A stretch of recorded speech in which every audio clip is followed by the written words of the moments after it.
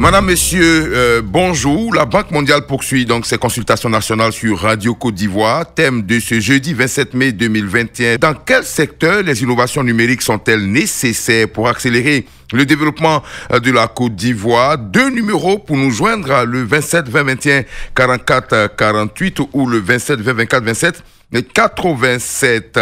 Vous avez également été très nombreux à réagir sur notre page Facebook. Vous le savez également, Radio Côte d'Ivoire est disponible sur le bouquet Canal+, numéro 511, où que vous soyez. Avant toute chose, nous allons retrouver notre consultante du jour. Il s'agit bien sûr d'Alexa Timman, qui est de la Banque mondiale, qui est en ce moment même en Allemagne. Elle est bien sûr économiste principale à la Banque mondiale. Bonjour Alexa. Bonjour tout le monde. Voilà, très heureux de vous retrouver. Dimanche, on était ensemble. Aujourd'hui encore, on va donc rapidement, en 2 minutes, préciser le sujet pour les auditeurs. Le thème du jour, dans quel secteur les innovations numériques sont-elles nécessaires pour accélérer le développement de la Côte d'Ivoire?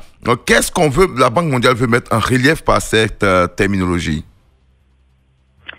Merci beaucoup. C'est un grand plaisir d'être avec vous encore une fois. Alors, l'innovation digitale, c'est quoi?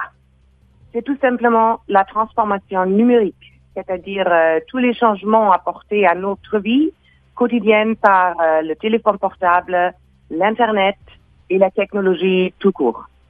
Donc, l'innovation digitale, ça consiste à utiliser ces technologies pour améliorer la qualité de vie des populations, augmenter la performance des entreprises, et aussi pour améliorer les services publics. Concrètement, ça pourrait permettre d'améliorer la communication, l'éducation, la santé, l'agriculture, le commerce ou encore le transport pour chaque individu, chaque entreprise et pour les services de l'État et pour tout le monde. Les nouvelles technologies en question sont le téléphone portable, l'Internet, la robotique, l'Internet des objets, les mégadonnées, qui s'appellent aussi en anglais Big Data, produites en ligne par les utilisateurs d'Internet. D'accord. Et tous ces éléments contribuent à créer ce que nous appelons aujourd'hui l'économie numérique. D'accord. Merci beaucoup, Alexa, c'est bien compris. Vous ne pouvez pas rester avec nous jusqu'à la fin de l'émission parce que vous êtes très occupé en ce moment là-bas en Allemagne, mais c'est pas bien grave. Nous allons poursuivre le débat. En tout cas, merci beaucoup, à la prochaine pour d'autres interventions, pourquoi pas. Merci beaucoup. Je voudrais dire un énorme merci à tous les auditeurs qui vont participer à cette émission. Nous sommes à l'écoute et puisqu'on parle du digital, j'invite ceux qui peuvent pas appeler aujourd'hui ou depuis dimanche à participer à ces consultations aussi en ligne. D'accord. Le lien est sur la page Facebook de Radio Côte d'Ivoire et sur le site de la Banque mondiale. Et nous sommes énormément reconnaissants pour tous les commentaires qu'on reçoit cette semaine et à la radio. Merci beaucoup. Merci, c'est un plaisir de travailler avec la Banque mondiale. Alors, tout de suite, nos auditeurs sont très nombreux sur Facebook également. D'ailleurs, Vassou Goudosso nous dit que le numérique est devenu un outil indispensable pour le développement d'un pays. L'initiative prise par la Banque mondiale Région Afrique, ces consultations sur la radio nationale est vraiment salutaire pour un pays comme la Côte d'Ivoire, dont l'agriculture est le socle du développement. L'utilisation numérique dans ce secteur agricole pourrait être une bonne action pour nos paysans d'accroître leur production et la surveillance de leurs activités dans un délai précis. Et puis, Thomas Agnero nous dit que pour accélérer le développement économique de la Côte d'Ivoire, l'innovation numérique doit être axée sur la digitalisation de notre administration publique. Cela permettra d'améliorer la qualité du service. Le secteur de l'agriculture, pilier de notre économie, doit bien évidemment bénéficier de technologies, de collecte d'informations qui aideront nos paysans à faire les meilleurs choix pour une agriculture durable. Et enfin, nous encourageons l'introduction des TIC dans l'encadrement pédagogique de nos élèves et étudiants. Roger, Nianzou, c'est bien cela. Le secteur agricole me semble le domaine approprié pour promouvoir cette innovation numérique afin de donner à l'agriculteur ses lettres de noblesse, car ce secteur est pourvoyeur de millions d'emplois. Il suffit de sortir ce secteur de cette forme artisanale qui le caractérise depuis l'aube des temps. Au standard maintenant, nous avons Monsieur Kwasi Kwaku Michel. Bonjour. Bonjour. Alors, vous êtes développeur, donc vous vous sentez concerné par cette actualité sur l'innovation du numérique. Alors, selon vous, quels sont, dans quel secteur ces innovations numériques sont-elles vraiment nécessaires pour accélérer le développement de la Côte d'Ivoire? Ok, merci. Je pense que d'abord, il faut définir la numérisation.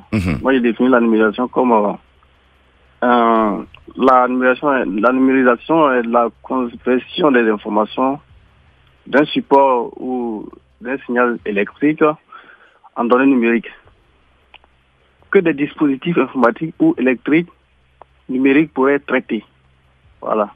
Donc, cela voudrait dire que cette éventuelle numérisation devrait consister à conserver des données physiques sur des supports numériques pour une meilleure exploitation grâce aux nouvelles technologies. Donc, la question est de savoir quels sont les domaines qui nécessitent un meilleur traitement des données pour un meilleur développement en Côte d'Ivoire. Eh bien, on ne peut que développer ce qu'on a, selon moi. Alors, qu'est-ce qu'on a comme acquis? Et tout le monde le sait, c'est l'agriculture, les ressources minières. Et donc, cette éventuelle numérisation devait automatiquement profiter plus à l'État en lui fournissant des meilleures données dans ces domaines afin de réduire considérablement le manque à gagner et donc par conséquent donner plus de moyens à l'État pour financer le développement. Ceci étant dit, il faudrait numériser les ventes des produits agricoles et les exploitations des ressources minières en Côte d'Ivoire. Il y a aussi le domaine du transport et de l'industrie. Voilà. Par exemple, dans le domaine du transport, il y a beaucoup de... Parfois, les chauffeurs, les camions n'ont pas de papier. Et il faut un contrôle qui serait assisté par la numérisation. Comme ça, ça va éviter vraiment beaucoup de la corruption, en fait. D'accord, ça va empêcher que des agents véreux aillent... Voilà. Il y a aussi dans l'industrie, par exemple, il y a les contrefaçons des produits. Il faut mettre à la disposition, grâce au numérique, des outils aux populations de pouvoir contrôler ce qu'ils consomment. Est-ce que c'est les bons produits qu'ils visent ou c'est les produits qui sont contrefaits? D'accord. Parce que ça fait... Oui, c'est une application, c'est ça qu'on aura sur un téléphone et chaque fois qu'on achète un produit, on pourra donc scanner pour voir si le produit est original ou pas, c'est ça? Effectivement.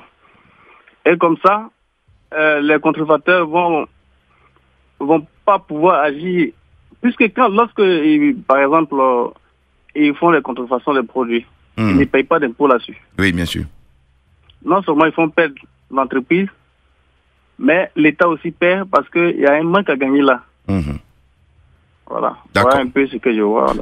Merci beaucoup en tout cas pour vos interventions très pertinentes, Monsieur Kwasi Kwaku Michel. Je rappelle que vous êtes développeur, donc vous savez de quoi vous parlez. Vous avez même développé, je crois, une application pour le contrôle des boissons contrefaites. Je pense qu'on y reviendra sur Radio Côte d'Ivoire sur la question. Merci beaucoup et bonne journée.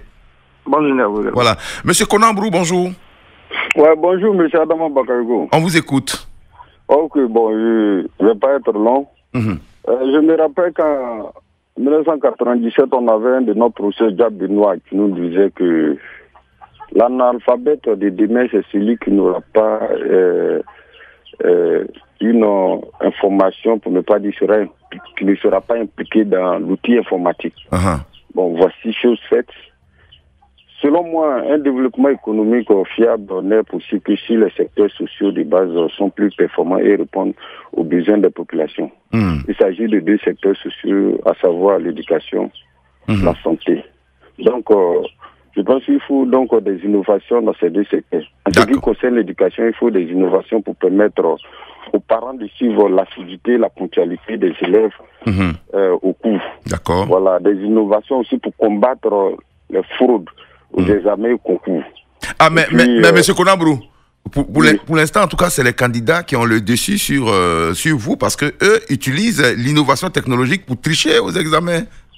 Voilà, donc une autre innovation pour pouvoir combattre, ça dit que dans les salles d'examen, on peut placer des caméras afin que on peut essayer de constater, pour ne pas dire essayer de voir tous les faits et gestes des examinateurs ainsi que des candidats. On peut visualiser après pour savoir que telle personne, et en fonction de ça, si on a mis fraude suite à feuille, personne ne va venir faire sitting devant un bureau au plateau. D'accord. Merci beaucoup, M. Konambrou. Vous êtes à Sanguiné, c'est à l'ouest de la Côte d'Ivoire. On va rester d'ailleurs à l'ouest, hein. On part à Sipilou avec M. Mamadou Diomandé. Bonjour.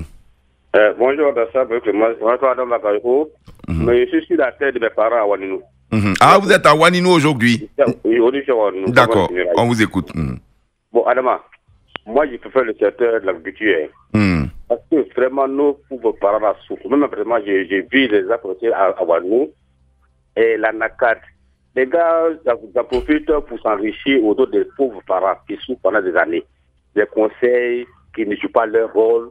Qui créent des idées d'agréments, qui se font riches parce que les parents sont pauvres. Donc, si le secteur est numérisé, je pense que c'est plus bénéfique par rapport aux parents. Pouvoir avoir beaucoup d'informations et pouvoir aussi lancer des informations auprès du gouvernement. Parce que l'État fait un effort pour les pauvres parents, hein, les agriculteurs. Parce que Oufou a dit que le produit se pose l'agriculture, mais les gens n'en bénéficient pas. Donc aussi, il y a un secteur de numérique pour les informations fiables aux parents. Je crois que vraiment ça sera plus possible et plus bénéfique. Et puis le secteur de la route aussi, l'infrastructure. Parce que vraiment, il faudrait qu'on donne des contrats aux entrepreneurs qui prennent des gros contrats, des gros sous et qui ne font pas le travail demandé.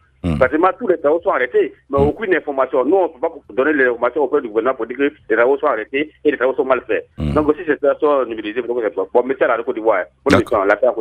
Merci beaucoup, M. Mamadou Diomandé. On part à Isia maintenant avec M. Bomisso Mathieu. Bonjour. Bonjour, Adama Braïko. On vous écoute. Je crois que l'idée est la bienvenue. Je salue les autorités ivoiriennes. Je crois que pour un développement de la Côte d'Ivoire, il faut que la Banque mondiale se penche sur l'agriculture. Parce que aujourd'hui, ce secteur, ça provide beaucoup d'emplois aujourd'hui. Et ensuite, il faut parce que nous avons les produits, la banane, les maniocs et tout, mais pour passer, c'est très difficile. Donc, si ce côté-là est amélioré, on dit la route, c'est celle de développement. Donc, vraiment, l'agriculture sera dans de bonnes conditions. Et quand vous arrivez à Chine, la Chine a développé sur l'agriculture. Bien sûr. Allô? Oui, bien sûr, je vous écoute, je vous suis. La Chine est derrière aujourd'hui. D'accord. Donc, il faut que le livre de l'agriculture,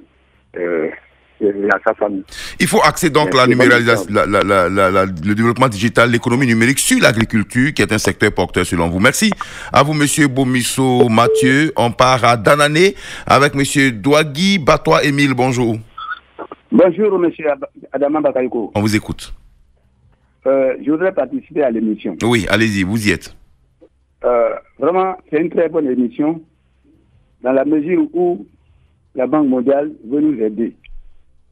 Mais ce qui est aberrant, M. Adama, c'est parce que quand l'État donne des budgets dans les mairies, en tout cas dans tous les secteurs, mais il faudrait que ces gars-là travaillent, M. Adama. Mais ce n'est pas le cas. Il y a des mairies qui sont délaissées. Or, quand les étrangers viennent dans les pays, et dans les villes, que les gars constatent que vraiment, il y a une évolution. Mais chez nous, vraiment, c'est le contraire. Vous voyez, chez vous qui êtes les journalistes, vous allez un peu partout. Vous constatez, il y a des mairies qui sont délaissées, complètement délaissées. Or, il y a de l'argent que le gouvernement injecte pour que ces maires-là travaillent. D'accord. Mais il faut que ces maires-là travaillent, M. Adama. D'accord, c'est bien noté. Il y a des villes, vraiment, quand vous voyez M. Adama, vous avez envie de pleurer. Et pourtant, il y a des ordures qui sont jonchées partout. C'est des sources de maladies. C'est pas normal. D'accord. Ok. Alors vraiment, nous prions les maires là pour qu'ils prennent leurs responsabilités. D'accord. Même si le sujet du jour... Ouais, c'était... Allez, il n'y a pas de problème, hein, monsieur Baton, on vous a compris, hein, c'est donc un cri de cœur. Vous voulez qu'on assainisse, bien sûr, la gestion dans les collectivités territoriales, la bonne gouvernance, tout cela. C'était le sujet d'hier, mais c'est pas bien grave, hein, de votre avis sera prise en compte, bien sûr, par... la Banque mondiale. merci, bonne journée à Danané. On part maintenant à Para, c'est près de Tabou, avec monsieur Nzi Ayua Laza. Bonjour. Bonjour mon cher frère Adama Bakaïko. Alors le sujet vous le connaissez, hein, très bien, il s'agit bien sûr de l'innovation en matière de numérique. Quels sont les secteurs bien sûr où il est nécessaire d'investir pour accélérer le développement? Vous savez mon cher Adama Bakaïko, la Côte d'Ivoire, mais la pauvreté est pauvre. On dit que ce pays repose sur l'agriculture. Mais les plantations sont pauvres. Les emplois sont pauvres. L'État développe l'argent n'arrive pas à destination. Là, il y a problème. Donc, moi, ma décision, l'État doit veiller sur les choses. Sinon, le pays est riche. Il n'y a pas un pays qui est riche, la Côte d'Ivoire, mais la population est pauvre. D'accord. Mais qu'est-ce que le numérique peut apporter, selon vous, dans la gestion transparente dans ce cas-là? Bon, dans ce cas, ce qu'il peut faire, les gens doivent s'aider. D'accord. On doit réfléchir beaucoup à ça. Merci beaucoup, monsieur Ayua Laza. Merci. Bonne journée à vous. À Para, c'est près de Tabou, monsieur Gonebi. Bonjour. Comment ça va? Ça va très bien. Vous êtes à Bondoukou, c'est bien cela? Oui, je suis à Bondoukou, effectivement. Alors, dans quel secteur est-ce que les innovations numériques sont-elles nécessaires, selon vous, pour accélérer le développement? Je dis que c'est dans tous les secteurs. Hein. Et comme on dit, la charité bien ordonnée commence par... Il est parti, Kolebi. Il est parti et on espère qu'il va tenter de nous rappeler. Pendant ce temps, nous allons bien sûr vous livrer quelques commentaires très nombreux sur notre page Facebook. Monsieur Sier Joseph Pouda nous dit que le secteur agricole est le domaine le plus approprié pour promouvoir cette innovation numérique. On sait tous que l'économie de la Côte d'Ivoire repose sur l'agriculture. Pourquoi ne pas faire confiance à ce domaine? Je suis sûr et certain que le domaine agricole est le meilleur secteur qui puisse innover et accélérer le développement de la Côte d'Ivoire. Et puis, monsieur Kofi Amoulaye Ngata, lui, est étudiant en gestion commerciale. Son point de vue sur ce sujet, c'est de conseiller à la Banque mondiale de plus s'intéresser à mieux moderniser la formation des futurs cadres et aussi à s'intéresser à l'agriculture, car nos parents souffrent pour scolariser leurs enfants. Signé donc notre ami Ngata. Et puis Ezi Roland et de ce Bosson à Sérémy, je pense qu'aucun secteur n'est à négliger. Mais puisque vous parlez de priorité, je pense d'abord au cacao qui depuis plusieurs années demeure le principal atout de notre économie. Ensuite, l'anacade et le coton qui font une entrée fracassante dans cette économie. Il faut identifier tous les producteurs pour pouvoir maîtriser la fuite des produits vers l'extérieur. Signé donc Bosson AC Rémi. Nous avons un autre auditeur en ligne en attendant que M. Gonebi tente de nous rappeler de Bondoukou. M. Ernest Kofi est à Daoukro. Bonjour. Bonjour, M. Adama Bakayoko. On vous écoute. Merci pour le service de l'État. Je vous en prie. Je suis Ernest Kofi, j'appelle de Daoukro. Il faut dire que les Africains n'ont pas encore compris quelque chose. Il y a quelqu'un qui a lancé quelque chose. Comme on a eu la chance d'avoir quelqu'un comme le président Félix Houphouët-Boigny, qui a lancé. Étant africain, il a vu que l'agriculture, il s'est basé sur l'agriculture pour pouvoir lancer la Côte d'Ivoire sur le plan économique, sur un peu de tout. Mais ceux qui sont venus d'après lui, ils ont minimisé cela. Donc c'est ça qui est le problème aujourd'hui. D'accord. Voilà, la numérisation. Oui. Au fait, il a tracé des signaux. Il suffit de, il n'y a pas assez d'efforts à faire. D'accord. Donc il faut axer tous les efforts sur l'agriculture, selon vous. Voilà. D'accord. Parce que ce qu'on voit aujourd'hui, là, la Côte d'Ivoire, de toute façon, la Côte d'Ivoire, nous on sort, par la grâce de Dieu, je suis sorti du pays, j'ai fait la sous-région Cameroun, Niger, Mali et autres, Burkina. Mais vraiment, la Côte d'Ivoire, c'est une grâce. Dieu nous a fait une grâce particulière. D'accord. Donc, voilà, il suffit d'aider ces parents-là, puis voilà. le sol ivoirien vraiment est fertile. Donc, ok. Voilà. Merci beaucoup à vous, M. Ernest Kofi. Bonne journée à Daoukro. Retour à Abidjan, à Angré. M. Ekou Georges, bonjour. Bonjour, monsieur. Alors, on vous écoute sur les secteurs où l'innovation numérique, bien sûr, doit être nécessaire pour accélérer le développement. Vous êtes sur les secteurs, mais moi, je vois que pour assurer le développement, c'est pour empêcher la corruption. C'est la corruption qui nous tue. Parce que quelqu'un qui va avoir un gros contrat pour réaliser quelque chose, bon, j'en passe en Afrique ou bien en Côte d'Ivoire, c'est le projet qui intéresse l'homme, mais c'est pas la réalisation. On dit, il y a un projet, c'est combien? C'est 500 millions, le gars prend et puis allez. Ce qui va se passer, ça c'est pour 2000 et quelques. Oui. Alors, donc, la corruption, le monsieur qui va aller prendre le contrat, l'argent qui doit être donné à des pots de vin, ça ne suffit pas. On repart, je prends l'agriculture, on fait les routes. Mais si, au lieu de 100 millions, pour prendre l'argent, on t'a donné 90 millions, le monsieur va gratter la route. Il ne va même pas rembler. L'année prochaine, la saison pluvieuse, il aura les mêmes problèmes. Comment les produits vont venir? D'accord. Ça, c'est un exemple. D'accord. C'est la corruption qui nous tue. Si vraiment le gouvernement, pas le gouvernement fait beaucoup, mais s'il pouvait contrôler, ça serait bon. Malheureusement, on donne le contrat à leurs parents et on ne peut pas les emprisonner. D'accord, c'est bien noté. Du ministère jusqu'au plus petit entrepreneur, il y a un problème. D'accord. Et l'argent ne suffira jamais. Ok.